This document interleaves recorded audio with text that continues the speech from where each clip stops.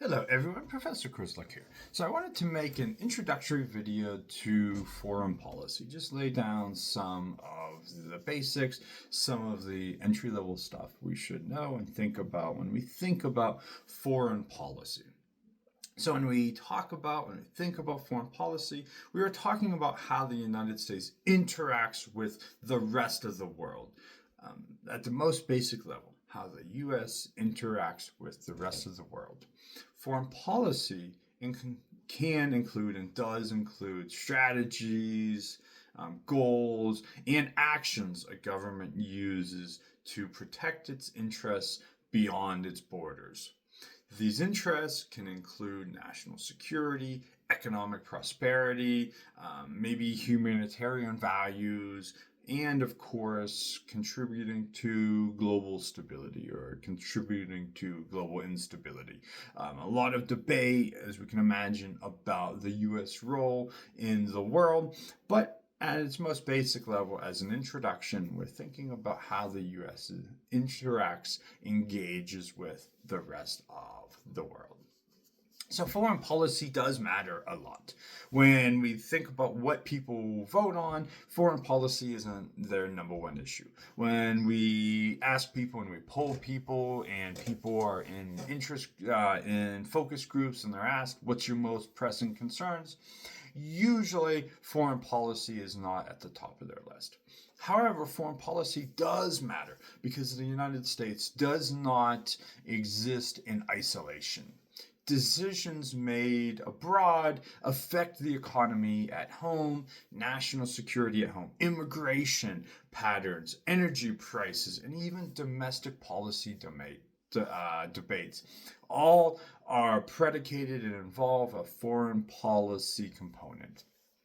Wars, trade agreements, alliances, and diplomatic disputes all have real consequences for everyday lives, even if we don't think about foreign policy on a daily basis. So, at its core, foreign policy answers a simple but powerful question: what should the United States do in the world, and why? So one way to understand foreign policy is to think about its core goals. Traditionally, these including protecting national security, promoting economic interests, maintaining alliances, and advancing values such as democracy, maybe human rights around the world. These goals oftentimes overlap, but they can come into conflict, creating difficult trade offs. So, a key feature of foreign policy is that it operates under conditions of uncertainty and risk. Decisions made, Decisions must often be made with incomplete information, high stakes, and long term consequences. Maybe long term consequences that are unforeseeable as those initial decisions are being made. And unlike many domestic policies, foreign policy failures can involve loss of life, loss of international stability, the generation of instability, or long lasting geopolitical consequences. So, thus, foreign policy can be pursued through several tools, sometimes called instruments of foreign policy. The first is diplomacy. Diplomacy involves negotiations, communication, and cooperation with other countries. This includes formal diplomacy through embassies and international organizations, as well as informal back channel communication. Diplomacy is often the first line of action because it is relatively low cost and avoids violence. The second tool is economic policy, which includes trade agreements, foreign aid, and economic sanctions. Trade policy can strengthen alliances or create leverages over other states. Sanctions are oftentimes used to punish or pressure governments without resorting to military force. Foreign aid can be used for humanitarian purposes, development, or strategic influence to kind of gain influence in foreign policy. A third tool is military power. This includes deterrence, defense, and in some cases, direct military intervention. The United States, as we know, maintains a global military presence designed to deter adversaries and reassure allies. Military force is often described as a last resort, but it remains a central component of U.S. foreign policy.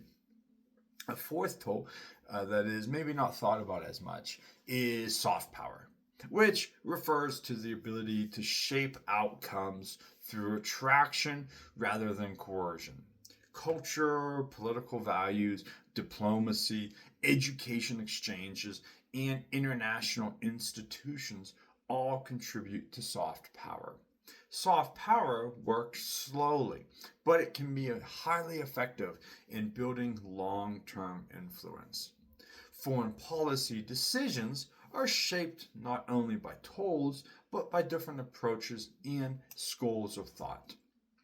So, one major debate within academia, within the policy making circles, is a debate between realism and idealism. So, realists argue that foreign policy should focus primarily on national interest, power, and security. From this perspective, states operate in an anarchic international system where survival depends on strength and strategic calculation. Moral considerations are secondary to security concerns. Idealists, by contrast, and you sometimes hear this referred to as liberals, not liberal like the Democratic Party, but like liberal institutional order. Something that's a little, for a different video, for beyond the basics. But because the textbook called them idealists, we'll call them idealists. Idealists, by contrast, argue that values matter. They believe foreign policy should promote democracy, human rights, and international cooperation. From this view, the United States has both a moral responsibility and a strategic interest in shaping a more just and stable world. Another important debate is between interventionism and restraint. Interventionalists argue that the U.S. involvement abroad is necessary to maintain global stability and prevent threats from emerging. Supporters of restraint argue that excessive involvement leads to costly wars, unintended consequences, and domestic strain. So these debates are not abstract. They shape real world policy choices. Decisions about military intervention, alliance commitments, and international agreements often reflect different assumptions about America's role in the world. Foreign policy is also shaped by institutions and actors within the U.S. government. While the president plays a dominant role, Congress, the courts, the bureaucracy, and the public opinion all matter. As we know, the president serves as commander-in-chief, chief diplomat, and the primary representative of the United States abroad. Presidents can act quickly in foreign affairs, especially in military and diplomatic matters. This has led to a significant expansion of executive power over time, which we've talked about in other videos.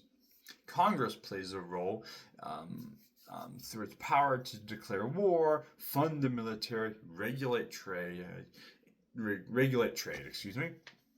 and approve treaties and appointments. However, Congress often struggles to assert itself consistently in foreign policy, especially during crises. The bureaucracy, including the State Department, the Department of Defense, intelligence agencies, and the National Security Council, provides expertise and continuity. These institutions shape how policies are designed and implemented. Public opinion also influences foreign policy, though often indirectly. While the public may not follow details closely, broad attitudes about war, alliances, and international engagement can constrain leaders. Modern foreign policy debates are heavily shaped by contemporary challenges. One major issue is great power competition, particularly the US with China and Russia. These relationships raise questions about military deterrence, economic cooperation, cybersecurity, and global influence. Policymakers must balance cooperation, competition, and conflict. Another major issue is terrorism and non state actors.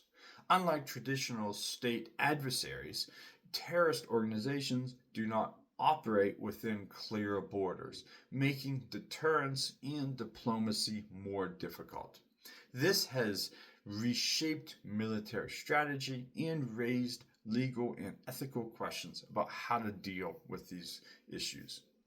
Economic globalization has also transformed foreign policy. Trade agreements, supply chains, and economic interdependence mean that economic policy and national security are increasingly linked. Disruptions abroad can have immediate domestic impacts. Climate change represents another emerging foreign policy challenge, as does humanitarian intervention and the issue of how to engage with human rights violators. So, foreign policy is often influenced by lessons from past decisions. The wars in Iraq and Afghanistan, for example, reshaped public attitudes towards military intervention and highlighted the limits of military power in achieving policy goals. At the same time, moments of successful cooperation, such as alliance, coordination, or diplomatic agreements, demonstrate the potential benefits of sustained engagement. Ultimately, foreign policy reflects choices about power, priorities, and identity. It forces leaders to decide what risks are worth taking, what values to promote, and how much responsibility the United States should assume in the global system. Understanding foreign policy helps explain why international events matter domestically and why disagreements over foreign policy are oftentimes so intense. These debates are not just about strategy, they're about what kind of role the United States should play in the world. Thank you.